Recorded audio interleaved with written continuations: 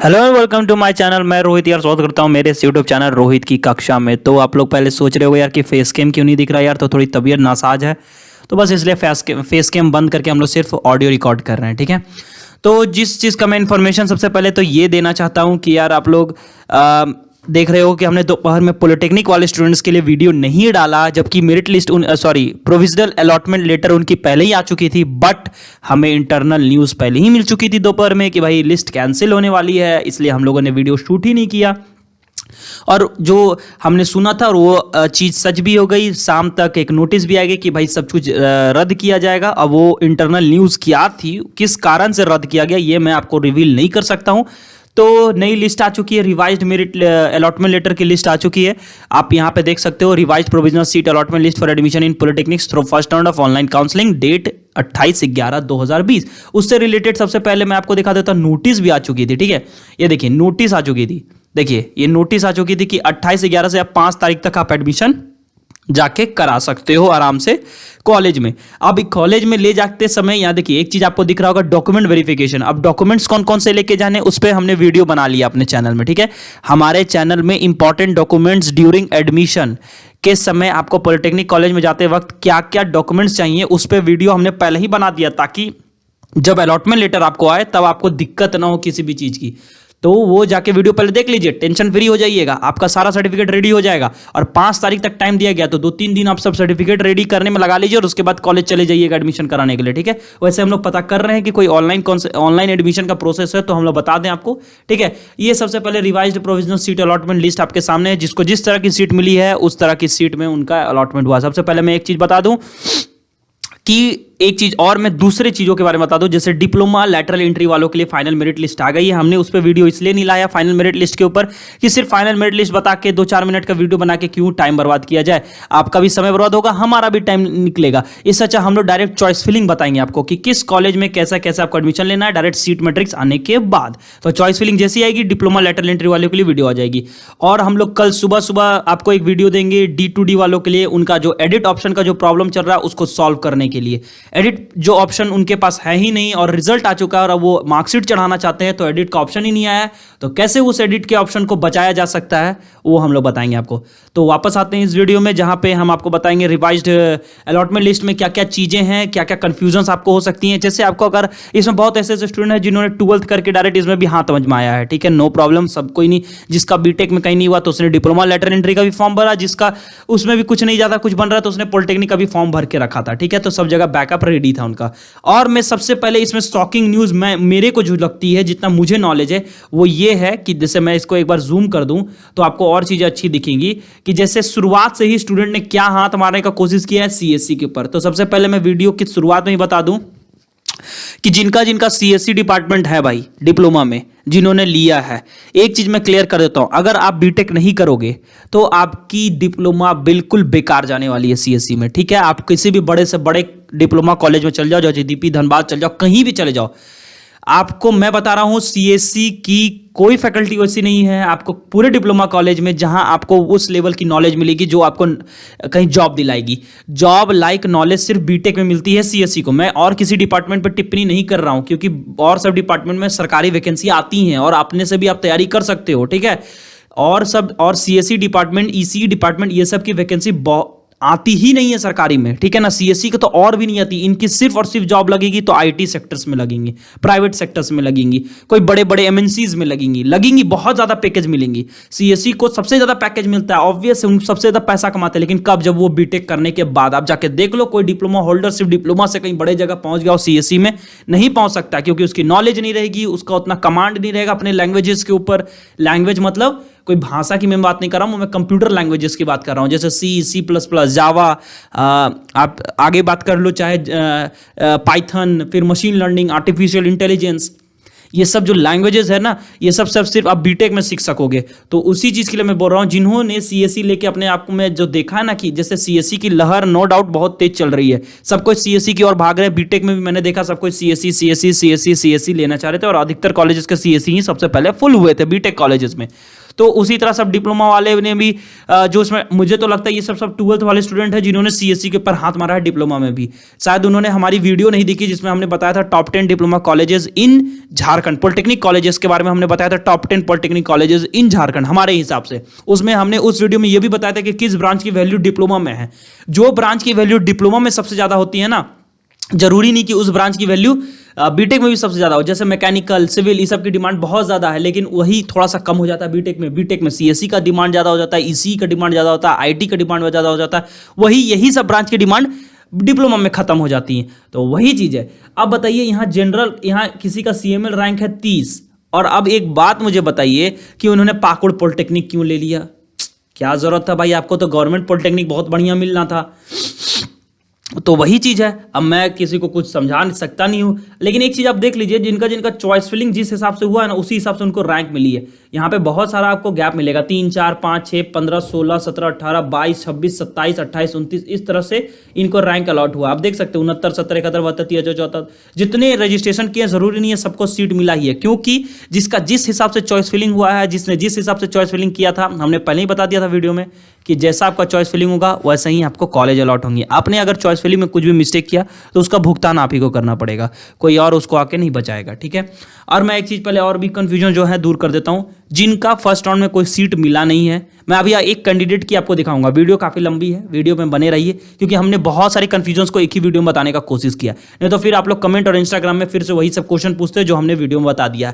अगर आपको कोई भी चीज नहीं समझ में आती है तो आप एक बार वीडियो को रिवाइंड करिए, फिर से देख लीजिए, फिर नहीं समझा फिर रिवाइंड करके फिर देख लीजिए, लेकिन आपको वही चीज को आपको पूछने में सोच लीजिए आपको कैसा लगेगा। अगर वही आप मेरे जगह होते तो अगर आपसे मैं वही चीज बार बार पूछूं जो चीजें मैंने वीडियो में बता दिया तो आपको कैसा लगता? तो बस इसीलिए मैं कमेंट का जवाब नहीं देता हूं, यही रीजन है। आप वीडियो में ही देखिए ना, आपको समझ में आ जाएगा। अगर कुछ नई चीज है तो आप जरूर पूछो, उसका हम लोग आंसर देते हैं। आप देखो बाकी कमेंट्स में जो चीज कुछ नया पूछ देते हैं, तो जो बताने लायक है, जो बताने की चीज है, जो मैंने वीडियो में नहीं बताया वो मैं बता दूंगा कमेंट में, लेकिन जो चीज मैंने बता दिया फिर से आप वही पूछोगे तो हमें भी बताने में थोड़ा टाइम लगेगा, ठीक है। और मैं एक चीज बता देता हूं, जैसे किसी भी कैंडिडेट गर्ल बॉय किसी भी कैंडिडेट को अगर कोई कैटेगरी रैंक से किन्हीं को सीट अलॉट नहीं हुआ है, अगर वो कैटेगरी रैंक उनका था मेरिट लिस्ट में अगर आपकी कैटेगरी रैंक मौजूद थी और अगर आपको कैटेगरी रैंक यहां पे अलॉट नहीं हुआ तो मींस आपकी कैटेगरी रैंक की सीट आपके लिए फुल हो गई थी। अगर आपके लिए कैटेगरी रैंक की सीट होती तो आपको जरूर होता। ये मैं जानता हूं 12th वाले स्टूडेंट समझ रहे होंगे इस बात को, लेकिन जो 10th से आए हैं वो नहीं जान रहे होंगे। वो लोग क्वेश्चन पूछ रहे होंगे बहुत जगह, अलग अलग यूट्यूब चैनल्स में अलग अलग कमेंट्स पूछ रहे होंगे, बट मैं यहां बता देता हूं। इस वीडियो को शेयर करिए, इस वीडियो को लाइक करिए, इस वीडियो को बताइए अदर स्टूडेंट्स को, अपने दोस्तों में शेयर करिए, बताइए कि कुछ अच्छी ही चीज मैं बता रहा हूं एक ही वीडियो में। यहां पे अदर चैनल वाले झूठ मूठ का सिर्फ लंबा वीडियो खींचते हैं जबरदस्ती, जबकि उनका बात कुछ भी नहीं होता उसके अंदर, ठीक है। आप लोग खुद समझदार हैं, आप लोग खुद देखिएगा तो कंपैरिजन आपको समझ में आ जाएगा। और मैं कुछ कुछ चीजें बता देता हूं। अगर किसी भी स्टूडेंट को, जैसे सबसे पहले अगर आपने अपना आईडी खोला होगा, जैसे आपने लिस्ट देखा, फिर उसका आपका ध्यान गया होगा कि चलो अलॉटमेंट लेटर डाउनलोड करते हैं, ठीक है। जब आप अलॉटमेंट लेटर की और डाउनलोड की ओर बढ़े होगे, ऑनलाइन काउंसलिंग इन पॉलिटेक्निक 2020 खोले होगे, अपना आईडी डाल के लॉग इन किया होगा, तो सबसे पहले आपका अलॉटमेंट लेटर डाउनलोड करने से पहले वहां पे एक पॉपअप आ गया होगा। पॉपअप में क्या पूछ रहा होगा आपसे कि do you want to participate in the second round of counselling, yes और नो। आपको याद होना चाहिए नोटिस जब आई थी पॉलिटेक्निक की, तो पॉलिटेक्निक की नोटिस में वहां पे ए ऑप्शन और बी ऑप्शन के बारे में जिक्र किया गया था। अब वो ए ऑप्शन और बी ऑप्शन क्या था मैं आपको थोड़ा सा समझा देता हूं विस्तार में, आप थोड़ा समझ लीजिए। रिकॉर्डिंग थोड़ी बड़ी है, ठीक है। जिनके पास समय नहीं है भाई उस वीडियो को स्किप कर सकते हैं, ठीक है। तो सुन लीजिए ए और बी ऑप्शन का मतलब क्या था। आपके सामने एक कैंडिडेट की आईडी खुली होगी, ठीक है ना। उनको मिला है, उनका सीएमएल रैंक है 1547, उनको जीपी निरसा मिला है, ठीक है, माइनिंग इंजीनियरिंग। तो उनको जनरल कैटेगरी से उनका सीट अलॉट हुआ, वो खुद से भाई उनको अपना एडमिशन कराना है। इन्होंने क्या चुना था ऑप्शन में मैं बता देता हूं। इनकी जब ऑप्शन आई थी इन्होंने पेमेंट भी कर लिया सीट अलॉटमेंट का, या 1000। और इन्होंने जब 1000 पेमेंट किया था, तो आपको बता दूं किस समय इन्होंने 1000 पेमेंट किया था, शुरुआत में ही सुबह में ही पेमेंट कर दिया था। तो आप लोग ये कंफ्यूजन हो गया होगा कि यार इनका 1000 तो डूब तो नहीं ना जाएगा कहीं, क्योंकि फिर से तो अलॉटमेंट लेटर जारी कर दिया गया नया। तो मैं आपको बता देता हूं, इनको पर्सनली जेसीसीबी ने फोन किया था, ठीक है। इन्होंने मुझे खुद बताया इंस्टाग्राम पे मैसेज करके, इनको जेसीसीबी ने खुद फोन करके बताया कि सर अगर आपका 1000 पहले से पेमेंट हो गया तो आपको नया पेमेंट नहीं करना पड़ेगा, आपको उसी पुराने पेमेंट से आपका काम बन जाएगा। तो सोच लीजिए, आप लोग बोलते हो कि जैसे भी फोन नहीं उठाता है, फोन नहीं करता, देखिए उन्हें भी पता है कि क्या क्या चीजें उन्हें किसको फोन करनी है, किसको फोन नहीं करनी है, क्योंकि उनके पास रोज हजारों कॉल्स आते हैं, हजारों मेल्स आते हैं। और ऐसा बात नहीं कि वो लोग इग्नोर करते हैं, वो लोग जानते हैं कि स्टूडेंट्स पैनिक हो रहे होंगे, क्योंकि वो लोग भी जानते हैं, उनके भी बच्चे होंगे, वो लोग भी समझते हैं इस बात को। तो इस चीज को आप लोग भी ध्यान रखें, जेसीसीबी पे ब्लेम ना डालें कि जेसीसीबी कुछ नहीं देखती है। जेसीसीबी बिल्कुल आप लोगों का ख्याल रखती है। वो लोग देखती हैं, वो लोग देखते हैं कि किस कॉलेज में किसको क्या अलॉट हो रहा है, ठीक है। तो मैं आपको यही बता रहा हूं। तो इस कैंडिडेट की आईडी में मैं आपको पहले बताता था, इन्होंने 1000 पेमेंट कर लिया, ठीक है। इन्होंने ऑप्शन नो चुना था, और ऑप्शन यस में क्या होता है और ऑप्शन नो में क्या डिफरेंसेस है मैं समझा देता हूं।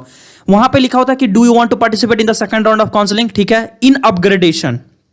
वहां पे साफ साफ उस नोटिस पे भी लिखा हुआ था कि अगर सेकेंड राउंड में किसी को, मान लीजिए जैसे फर्स्ट राउंड ये है, फर्स्ट राउंड में अगर आपको कोई सीट अलॉट हुई है, जैसे मान लीजिए अगर इसी कैंडिडेट की बात करते हैं, तो इस कैंडिडेट को अगर जीपी निरसा मिली है, ठीक है, माइनिंग में मिली है, अगर इसको चाहिए सिविल या चाहिए मान लीजिए इनको और कोई कॉलेज में किसी और ब्रांच में चाहिए, किसी और चीज में चाहिए, ठीक है, तो अगर ये यस सुनते तो इनका सिर्फ अपग्रेडेशन होता, ठीक है, सिर्फ और सिर्फ अपग्रेडेशन होता और कुछ भी नहीं होता। इनको जरूरी नहीं कि इनका ये सीट बैकअप में रहता, ठीक है ना। आप ये भी सोच सकते हो, अगर मान लीजिए कोई कैंडिडेट ये सोच रहा है घर में बैठे बैठे कि मुझे कोई सीट मिल गई है और मुझे यस नो कुछ नहीं चुनना है और मुझे ये सीट चाहिए ही नहीं, सबसे पहली बात, ठीक है। अगर मान लीजिए अगर आपको मिला होता यही कॉलेज और आपको यही ब्रांच और आपको नहीं चाहिए होता ये ब्रांच, अगर आप ये सोच रहे कि नहीं मुझे कोई और ब्रांच चाहिए, ठीक है, मुझे कोई और ब्रांच चाहिए और मैं यस नो कुछ नहीं चुनूंगा, क्योंकि यस नो कुछ भी चुनूंगा तो 1000 पेमेंट करना पड़ेगा, ठीक है। और अगर आप 1000 पेमेंट करने से बच रहे हो तो आप ये बिल्कुल नहीं सोचिएगा कि आप सेकंड राउंड में अपने आप चले जाइएगा, नहीं।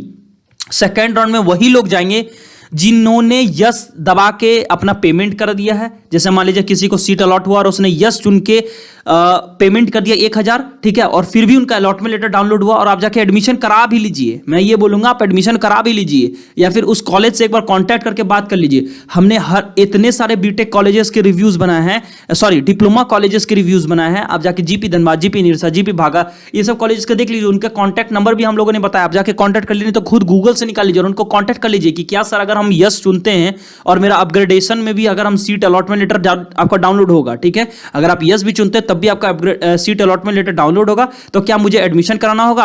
अगर मैं एडमिशन करा भी लेता हूं तो क्या मेरा अगर किसी और कॉलेज में सीट अपग्रेड चला जाता है तो क्या मैं वहां से एडमिशन ले लूं, वापस ले लूंगा, विड्रॉ कर लूंगा, तो क्या मुझे सारे पैसे रिटर्न होंगे कि नहीं होंगे? ये सब कंफ्यूजन आप वहां भी पूछ सकते हो, कॉलेज में पूछ लीजिए। जिससे भी तो कॉलेज उठाने से रही, ठीक है ना, तो थोड़ा मुश्किल वाली बात है, तो आप कॉलेज से ही कॉन्टैक्ट कर लीजिए जिस कॉलेज में आपका अलॉटमेंट हुआ है, ठीक है। और अगर किसी भी स्टूडेंट को फर्स्ट अलॉटमेंट लेटर में कोई सीट अलॉट ही नहीं हुई तो ये ऑटोमेटिकली वो सेकंड राउंड में चले जाएंगे, उनको कुछ नहीं करना है, ठीक है। इस वीडियो में मैंने ये बता दिया है कि जिनको भी सीट अलॉट नहीं हुआ है फर्स्ट राउंड में, वो सेकंड राउंड में अपने आप ऑटोमेटिकली जाएंगे, आपको कुछ भी नहीं करना है।